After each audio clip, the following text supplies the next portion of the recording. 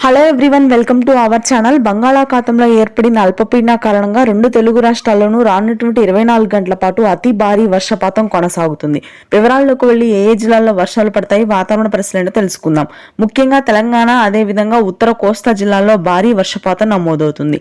శ్రీకాకుళం, విజయనగరం, విశాఖపట్నం ప్రాంతాల్లో ఎడతెరిపి లేకుండా వర్షాలు నమోదవుతున్నాయి. ఇప్పటికే సగటున 10 సెంటీమీటర్ల వర్షపాతం నమోదైంది. గుంటూరు, కృష్ణా, తూర్పుగోదావరి, పశ్చిమ గోదావరి, అదేవిధంగా ప్రకాశం జిల్లాలో ఈ రోజు రాత్రి సమయంలో అతి భారీ వర్షపాతం నమోదవుతుందని హైదరాబాద్, అమరావతి వాతావరణ కేంద్రం హెచ్చరికలు జారీ చేసింది. ఇక తెలంగాణ వ్యాప్తంగా కుండపోత వర్షాలే నమోదవుతున్నాయి.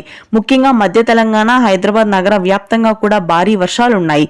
యాదాద్రి, నల్గొండ, రంగారెడ్డి, మహబూబ్ నగర్, సిరిసిల్ల, ములుగు, భద్రాద్రి కొత్తగూడెం జిల్లాల్లో భారీ వర్షపాతం నమోదవుతుంది.